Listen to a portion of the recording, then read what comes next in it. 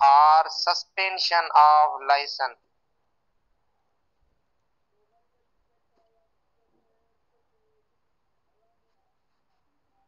तो देखें उसमें हमने कुछ जो है ना कंप्लीट कर दिया था। अब एक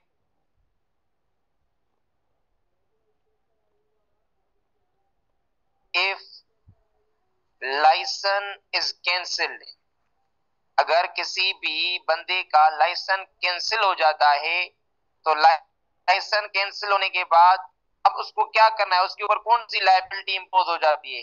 तो सबसे पहले जो लाइसेंस होल्डर है, the licence holder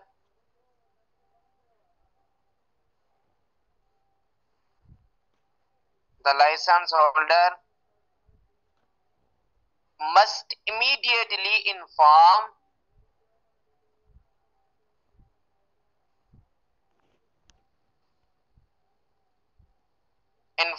the collector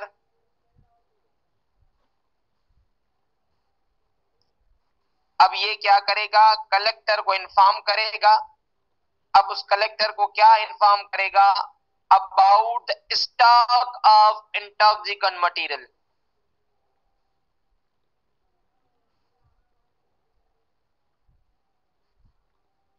about the stock of intoxicant.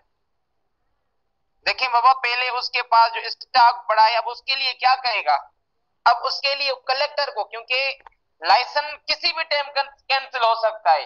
For example उसको ये लाइसेंस इश्यू किया गया था कि आप जो है ना इंटॉक्सिकेंट मटेरियल बना सकते हैं। अब उसके पास जो स्टॉक है उसका क्या करेगा, अब पहले उसको जो ना कलेक्टर को इन्फॉर्म करेगा। आप में से मुझे कोई बता सकता है उसके बाद क्या हो सकता है। अगर कलेक्टर को उन्होंने इन्फॉर्म किया तो इन्फॉर्म होने के बाद क्या होगा, क्या कलेक्टर अपनी तहवील में लेगा या उसको जो है ना वो जो उसका स्टॉक उसका उसको रकम अदा करेगा। हाँ बाबा सवाल समझ आया मुझे। सर रकम अदा करना।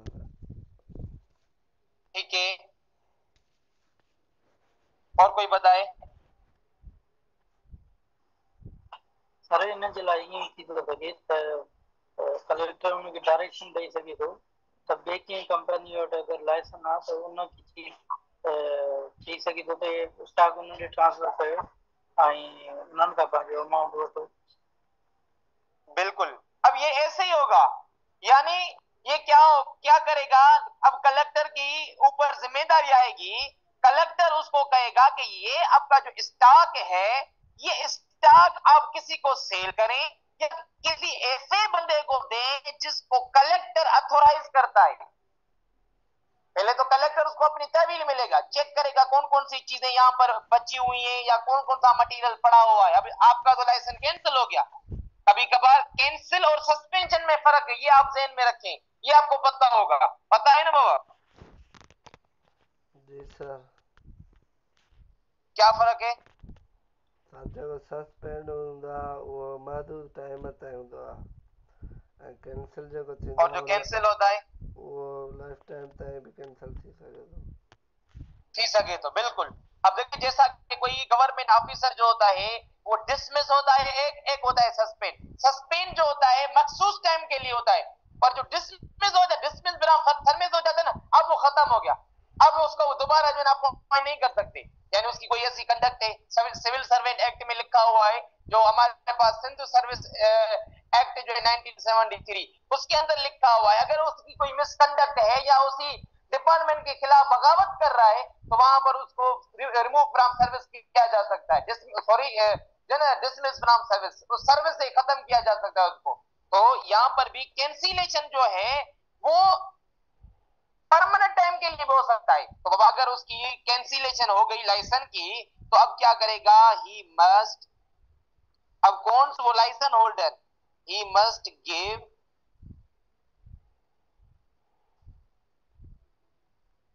और sell, he must give or sell that stock, उस स्टॉक को क्या करेगा, ये ऐसे बंदे को देगा या ऐसे बंदे को सेल करेगा to a person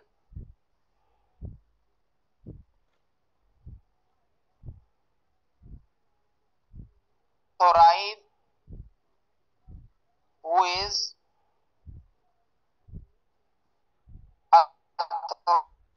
authorized by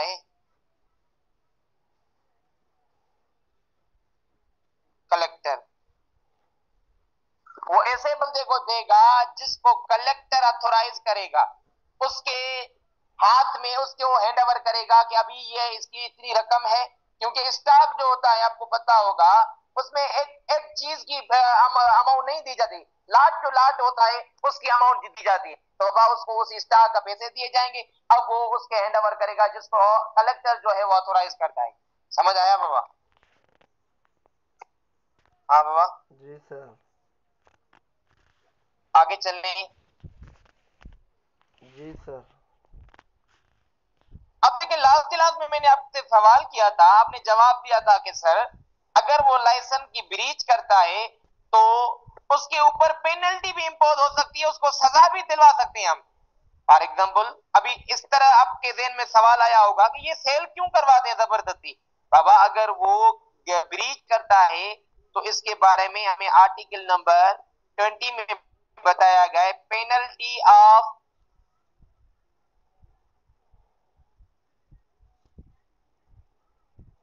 breach of condition,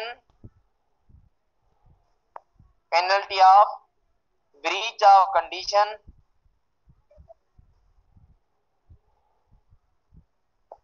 of license। अगर कोई बंदा लाइसेंस की कंडीशन ब्रीच करता है, जिस कंडीशन के ऊपर उसको लाइसेंस इश्यू किया गया था, अब उन्होंने ब्रीच की है, तो सबसे पहले क्या करे, क्या उसके ऊपर पेनल्टी है? he may face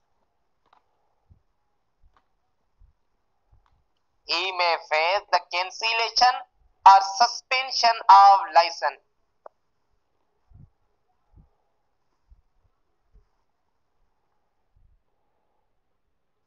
suspension, cancellation और सस्पेंशन ऑफ लाइसेंस, यानी वो फेस करेगा उसका लाइसेंस या तो कैंसिल किया गया है या उसका लाइसेंस सस्पेंड किया गया है। उसके बाद उसको सजा भी हो सकती है। अब सजा कितनी होगी? Imprisonment for life, may extend to imprisonment for life, not less than 2 years,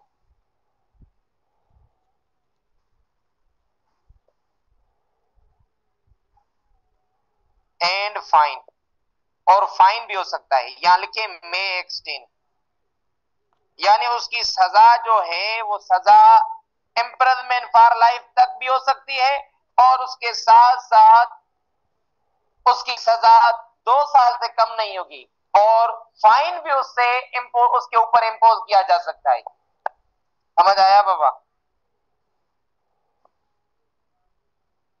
हाँ बाबा।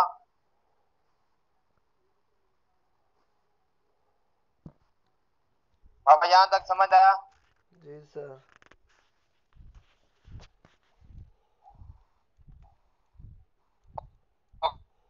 Okay.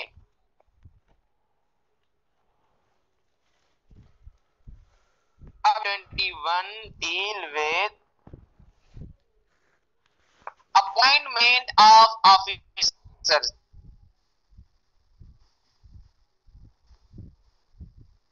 Appointment of officers.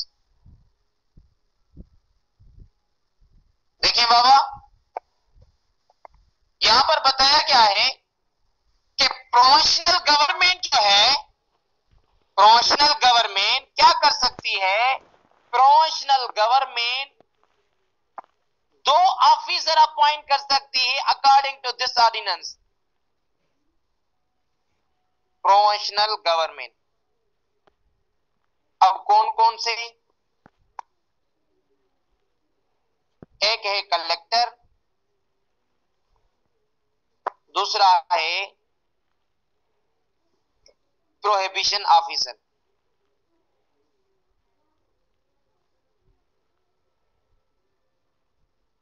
Collector के बारे में मैंने आपको बताया था, वो क्या करता है? वो आपकी जो भी इंटॉक्सिकेंट मटेरियल मिलता है उसको सील करके प्रोहिबिशन ऑफिसर को देता है।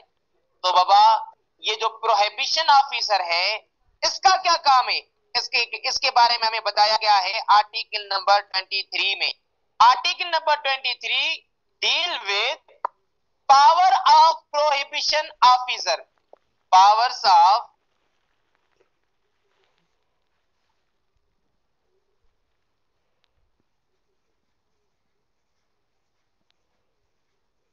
Prohibition officer.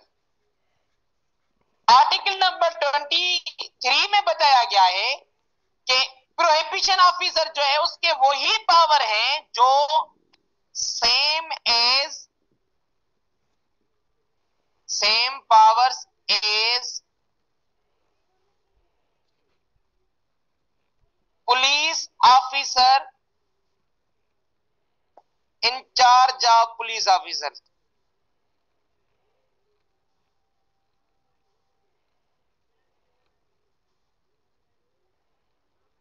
अब आपने सीआरपीसी के अंदर पढ़ा होगा कि इंचार्ज ऑफ पुलिस ऑफिसर के पास कौन कौन से पावर होते हैं। इंचार्ज ऑफ पुलिस ऑफिसर,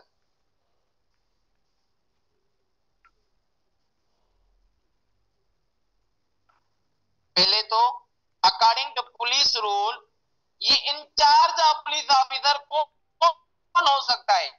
हम अपनी सोसाइटी की बात करें तो ऐसा कौन सा बंदा होता है पुलिस डिपार्टमेंट में जिसको हम इंचार्ज ऑफ पुलिस ऑफिसर कह सकते हैं, कोई बताएगा? हाँ बाबा, सर एसएचओ होगा। बिल्कुल बिल्कुल। अब आपने उनके कौन कौन से पावर पढ़े हैं?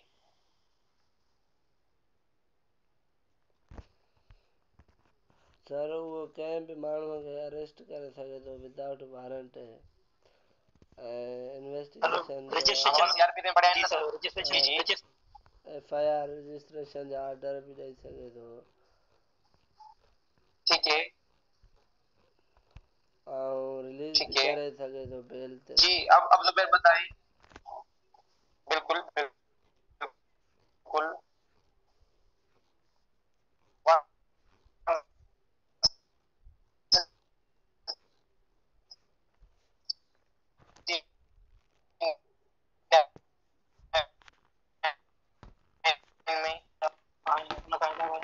एडमिनिस्ट्रेशन पावर भी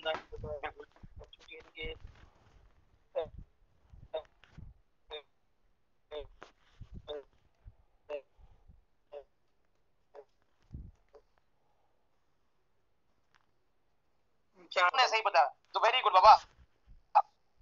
निसार ने भी सही बताया, जुबैर ने भी सही बताया।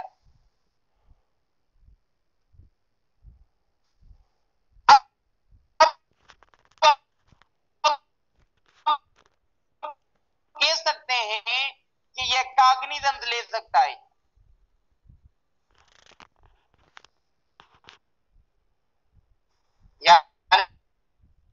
काग्निजेंस कैसे ले सकता है? रजिस्ट्रेशन आपको ये भी पता होगा अगर एसएचओ एफआईआर करता है उसमें उसके पावर में सुप्रीम कोर्ट भी इंटरवेंशन नहीं कर सकती। ये आप लोग को पता है ना बाबा? ये आपने सीआरपीसी में पढ़ा होगा। ये सुप्रीम कोर्ट को भी पावर नहीं है कि इसके पावर में इंटरवेंशन करे। इवन दो आपको ये भी पता होगा स्टेशन हाउस ऑफिसर जो होता है ये तो छोटा सा मुलाजिम होता है, उनका डीआईजी एसएसपी उनको भी पावर नहीं है एफआईआर रजिस्टर करने का। ये आपको पता होगा अगर इन पुलिस वालों को अच्छी तरह पता हो ना कि सीआरपीसी में हमें कितने पावर दिए गए। मैं कह रहा हूं ये पूरी सोसाइटी के अंदर अमन अमान कायम हो जाएगा, पर इनको पता ही नहीं है, इनको नहीं होता पता कि हमारे पास कितने पावर्स होते हैं। अगर आप कहीं कहीं कभी भी अल्लाह ना करे आपका वहां पर जाना हो, अगर वहां पर जाए ना तो आप उनको बताइए कि आपको सीआरपीसी इतने पावर दे रहे हैं, पर वो अपने पावर यूज नहीं करते, उनको पता ही नहीं होता, अनपढ़ बंदे होते हैं। तो इस वजह से ये एक ऐसा बंदा होता है जिसके पास ज्यादा से ज्यादा पावर होते हैं।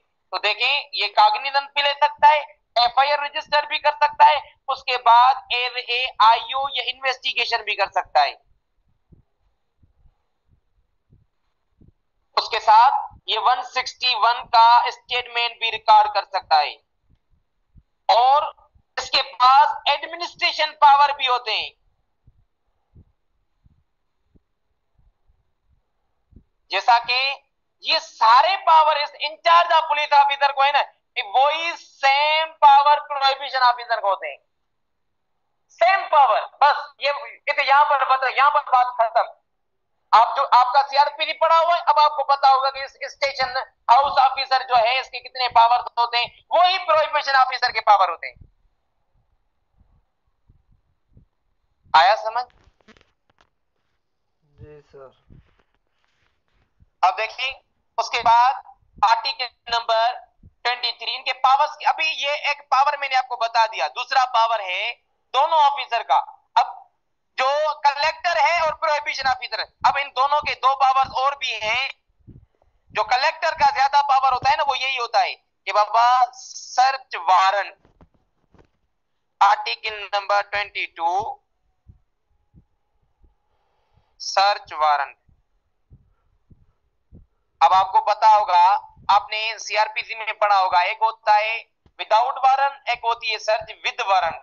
आपको पता होगा, आपने पढ़ा होगा। तो बाबा यहां पर बताया गया है कि who can issue search warrant.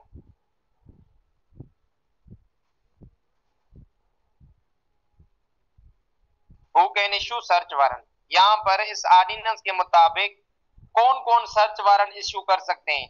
बाबा जो आपका मजिस्ट्रेट है वो भी दे सकता है। मजिस्ट्रेट को वो एप्लीकेशन देते हैं कि हमें सर्च वारंट दें। उसके साथ कलेक्टर जो है वो भी दे सकता है, और प्रोहिबिशन ऑफिसर। अगर इमरजेंसी सिचुएशन आ जाए तो ये दोनों ऑफिसर भी सर्च वारंट इशू कर सकते हैं। अब सर्च किसकी होती है? या तो प्लेस की होती है या तो पर्सन की होती है। अब आपको पता होगा कभी कभार ऐसी इमरजेंसी सिचुएशन आ जाती है कि मजिस्ट्रेट नहीं है या ऐसी कोई सिचुएशन आए, तो वहां पर ये ऑफिसर भी सर्च वारंट इशू कर सकते हैं। समझ आया बाबा? जी सर। हाँ बाबा। पर ये मजिस्ट्रेट का पावर होता है। अगर मजिस्ट्रेट कोई इमरजेंसी सिचुएशन आ गई तो वहां पर ये खुद भी सर्च वारंट इशू कर सकते हैं, सर्च कर सकते हैं वहां पर, ये ऑथोराइज्ड पर्सन है। पर अगर मजिस्ट्रेट है, उनके पास टाइम भी है, तो सबसे पहले ये मजिस्ट्रेट का पावर है, उनसे उनको जो है ना सर्च वारंट इशू करवाने होते हैं। उसके बाद function of officer during search, इनका काम क्या होता है सर्च के दौरान? Function of officer during search, आपने ये सीआरपीसी में भी पढ़ा होगा। बाबा क्या काम होता है? हाँ बाबा।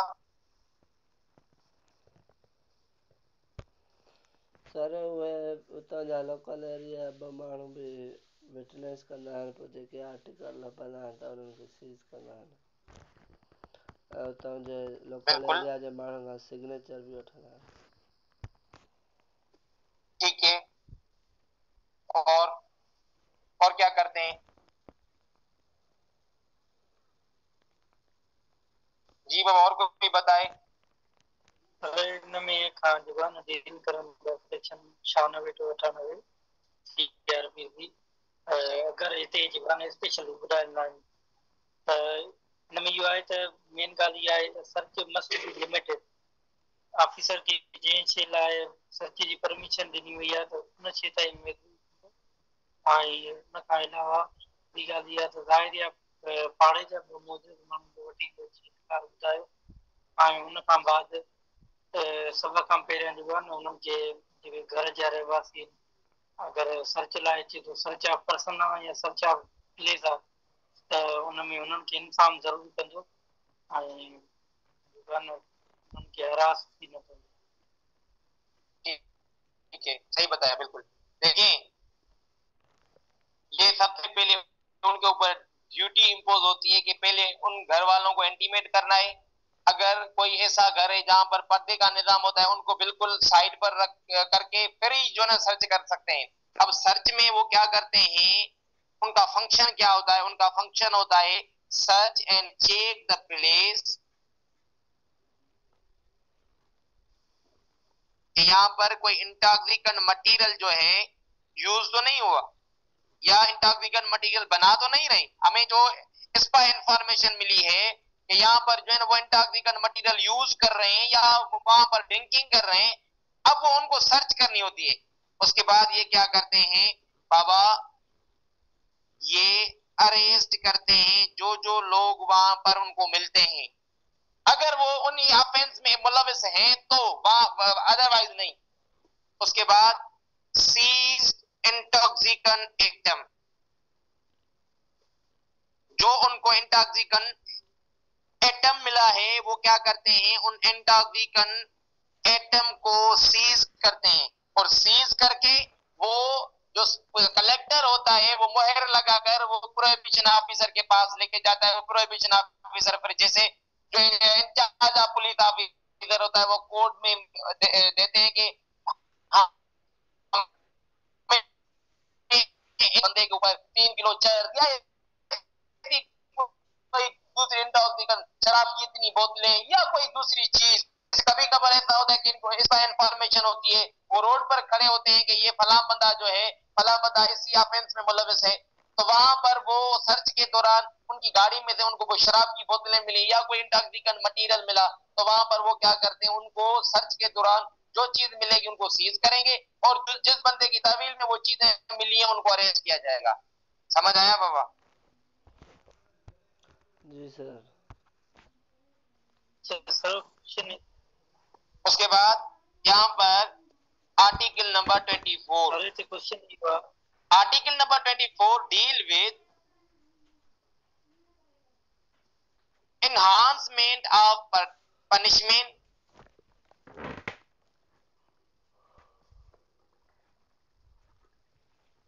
enhancement of punishment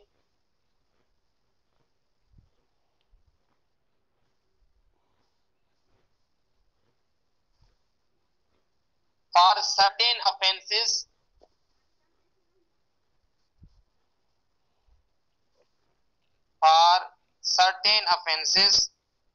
after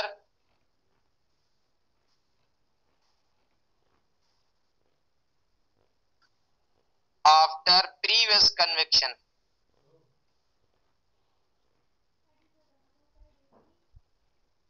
देखें वर्ड इनहांसमेंट की मतलब क्या है बाबा?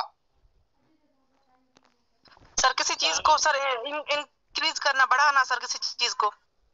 बिल्कुल, आपने चार्ज जो है चार्ज के चैप्टर में पढ़ा होगा, अगर कोई बंदा हार्डेड क्रिमिनल होता है या हैबिचुअल ऑफेंडर होता है तो उस चार्ज में उसका जिक्र किया जाता है ताकि उसकी सजा जो है ना इनहांस हो सके। ये पढ़ा है ना आपने? जी सर। तो यहाँ पर भी ये बताया गया है कि अगर कोई बंदा हार्डेड क्रिमिनल है या हैबिचुअल ऑफेंडर है, लेकिन यहाँ पर लिखा हुआ है एनहांसमेंट ऑफ पनिशमेंट। पनिशमेंट कब इनहांस होगी, कब इंक्रीज होगी? तो पहले इस इनहांस की मीनिंग लिखे, इंक्रीज पनिशमेंट जो होगी वो इंक्रीज होगी। अब कब इंक्रीज होगी? जब ये लिखा हुआ है आफ्टर प्रीवियस कन्विक्शन, पहले भी उसके ऊपर कन्विक्शन इंपोज की गई है, तो हम कह सकते हैं कि प्रीवियस कन्विक्शन जिसके ऊपर हो जाती है वो एक आदतन मुजरिम बन जाता है, यानी वो क्या है, वो एक हैबिचुअल ऑफेंडर है। तो बाबा अगर वो हैबिचुअल ऑफेंडर है तो उसकी सजा जो है वो सजा इनहांस हो सकती है, क्योंकि ये कोर्ट का डिस्क्रिएशन पावर है।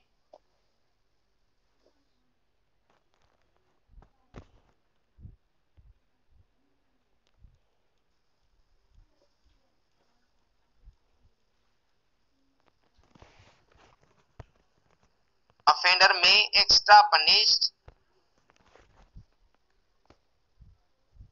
उसके ऊपर एक्स्ट्रा पनिशमेंट भी इंपोज की जा सकती है for the डिस्क्रिएशन of court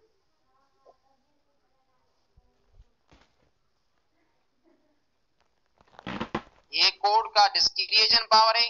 डिस्क्रिएशन power of court in order to repeating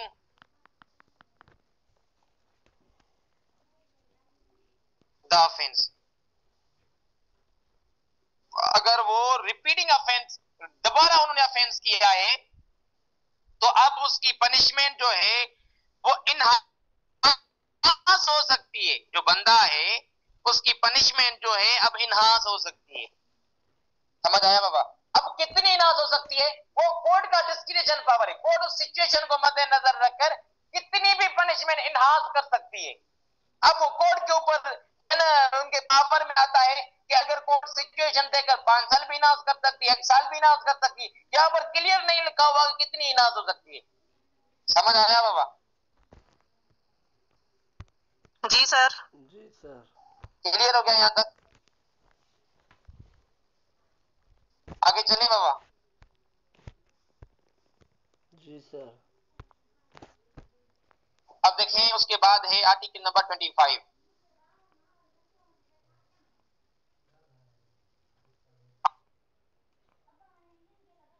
deal with punishment for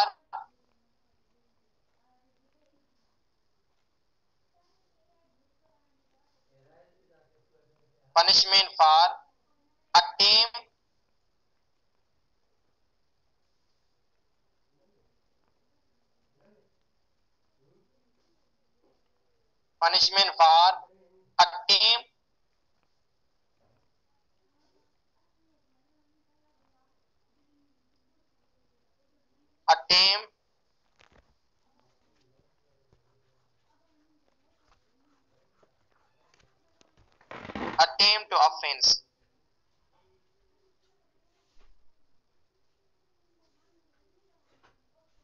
Punishable under this law.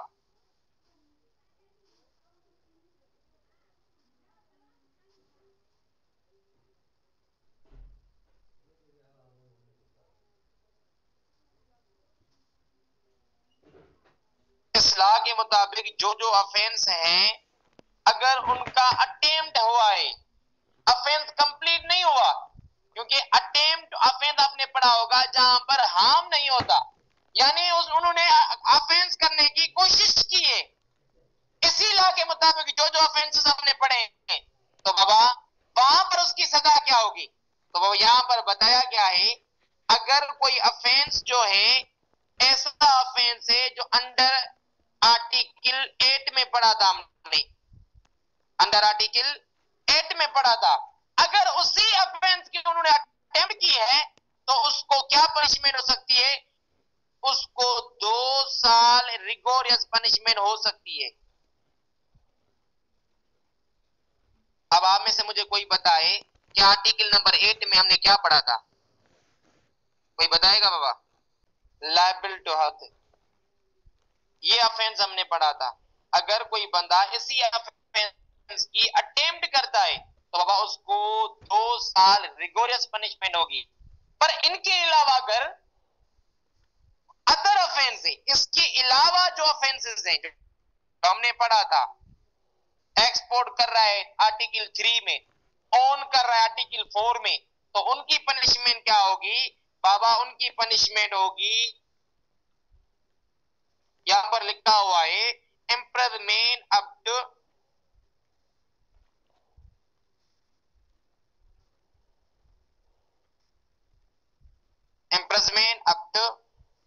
half of the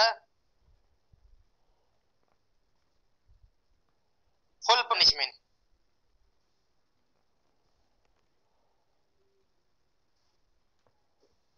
जो वहां पर पनिशमेंट बताई गई है उनका हाफ उसको पनिशमेंट दी जाएगी।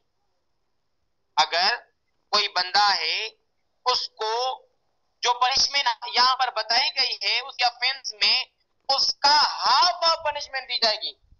तो वहां पर अगर विपिंग की पनिशमेंट बताई गई है वो भी दी जाएगी, और उसके साथ साथ अगर इम्प्रिजनमेंट बताई गई है वो दोनों पनिशमेंट उसको दी जाएगी। समझ आया? हाँ बाबा? जी सर। क्लियर हो गया? जी सर। अभी आर्टिकल 26 बता रहा है एप्लीकेशन ऑफ पीपीसी और आर्टिकल 27 बता रहा है एप्लीकेशन ऑफ सीआरपीसी। तो मैंने लास्ट क्लासेस में भी ये सेक्शन आपको पढ़ाए थे कि बाबा यहाँ पर कोई भी ऐसा सेक्शन मौजूद नहीं है, ऐसा ऑफेंस हो रहा है इंटॉक्सिकेंट से रिलेटेड जो इसी ऑर्डिनेंस में कोई प्रोविजन नहीं है, तो हम पीपीसी को भी फॉलो कर सकते हैं। अगर प्रोसीजर जो यहाँ पर बताया गया इनके अलावा अगर कोई ऐसा प्रोविजन यहाँ पर मौजूद नहीं है तो हम सीआरपीसी को भी फॉलो कर सकते हैं। समझ आया बाबा? हाँ बाबा, तो ये दोनों सेक्शन आप खुद पढ़ेंगे। अब हम आते हैं article number 28। Sir total article ना गणा है?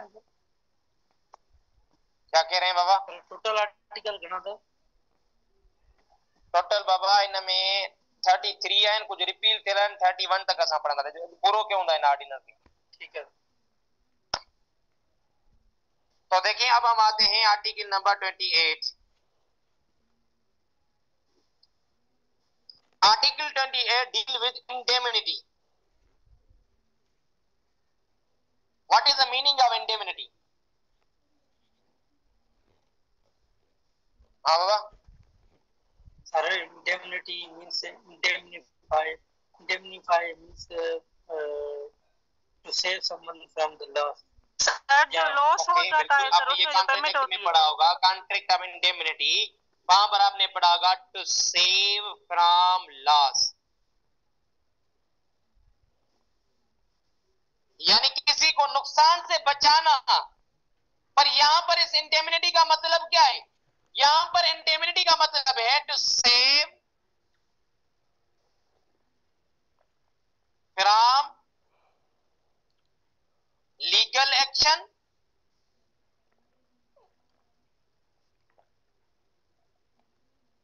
और प्रोसिक्यूशन।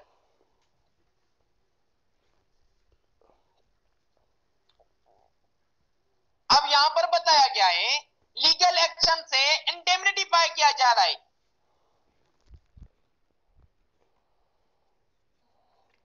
अब किसको? जो इसमें अथॉराइज पर्सन है, जैसा कि प्रोफेशनल गवर्नमेंट है, प्रोफेशनल गवर्नमेंट अगर कोई ऐसा स्ट्रिक्ट रूल बना रही है इस इंटॉक्सिकेंट से रिलेटेड तो उसके खिलाफ कोई लीगल एक्शन नहीं ले सकता, या prohibition officer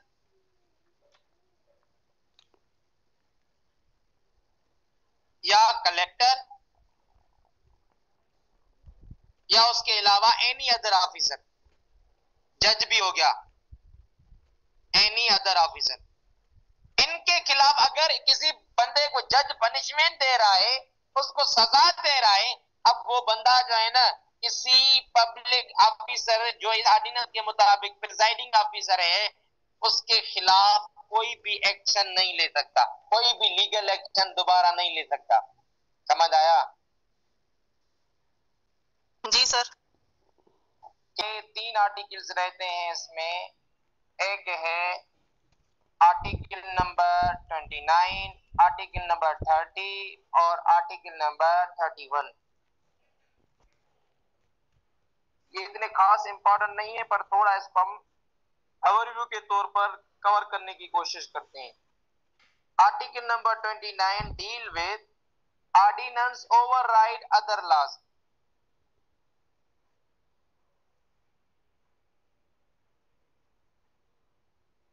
ordinance override other laws. अब देखिए सबसे पहले हम डिस्कस करते हैं ओवरराइड को कि ओवरराइड किसे कहते हैं। बाबा ओवरराइड मीन सुपरसीड। तो हम कह सकते हैं दिस ऑर्डिनेंस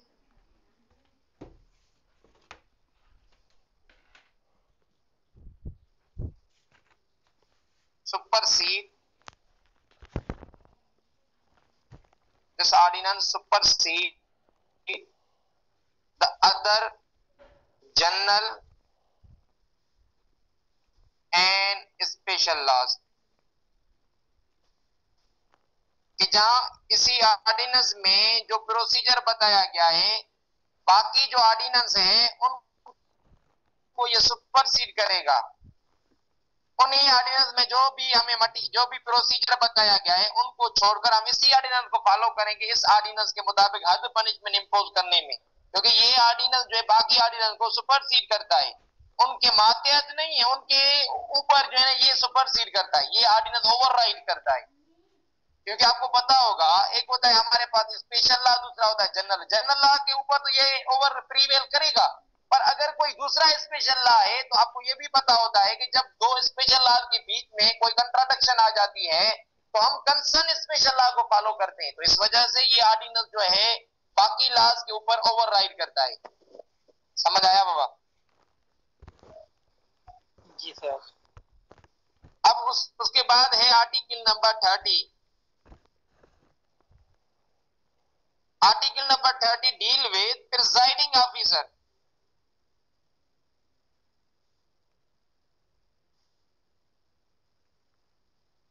तो प्रिजाइडिंग ऑफिसर हम किससे कहते हैं? प्रिजाइडिंग ऑफिसर हम कहते हैं जज। वैसा जैसा कि हमने पिछले ऑर्डिनेंस में भी पढ़ा था कि if offender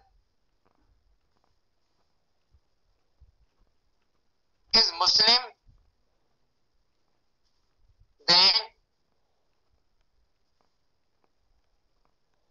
presiding officer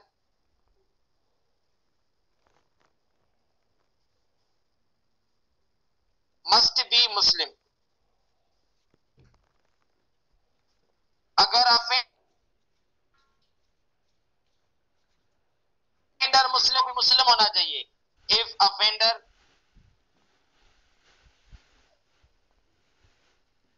is non Muslim, मैंने आपको ये बताया था कि नॉन मुस्लिम के ऊपर हद पनिशमेंट इंपोज नहीं होती, उसको ताज़ीरी पनिशमेंट नहीं दी जाती।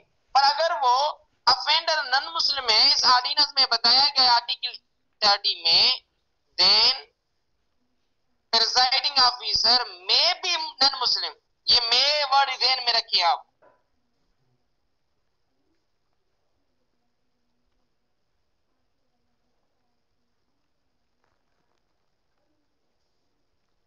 तो मुस्लिम भी हो सकता है, नॉन मुस्लिम भी हो सकता है, पर उसके ऊपर जो है ना हद पनिशमेंट इंपोज नहीं होगी, उसके ऊपर होगी ताज़ीरी पनिशमेंट। समझ आया बाबा? जी उसके बाद आर्टिकल नंबर 31, इसी ऑर्डिनेंस का लास्ट आर्टिकल है। Article number 31 deal with power to make rule.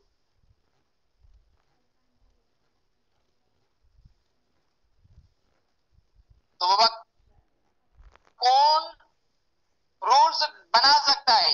The provincial government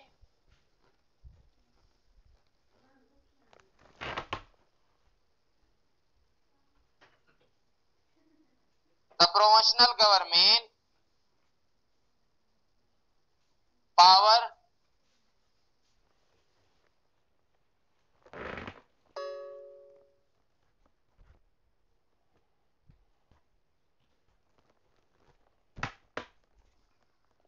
to make rule for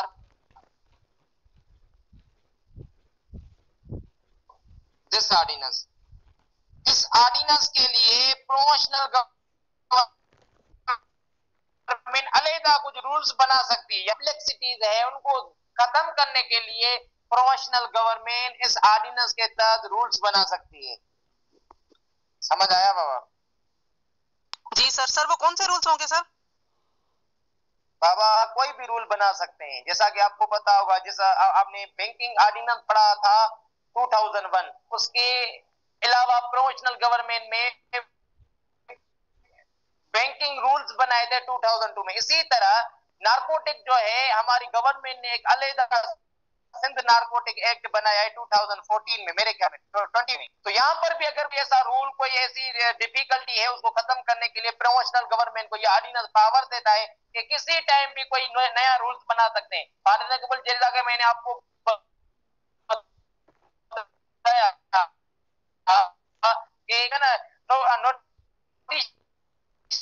या ऐसा के कोई ऐसा मटेरियल नया मटेरियल आ रहा है, कोई सिगरेट वगैरह, उनको जो है ना वो इंटॉक्सिकेंट में इंक्लूड कर सकते हैं शेड्यूल में, इस ऑर्डिनेंस के शेड्यूल में वो इंक्लूड कर सकते हैं कि ये इस टाइप का जो सिगरेट है वो भी इंटॉक्सिकेंट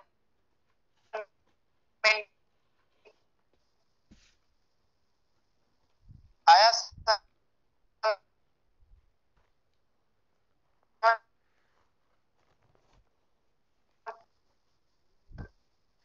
हाँ बाबा।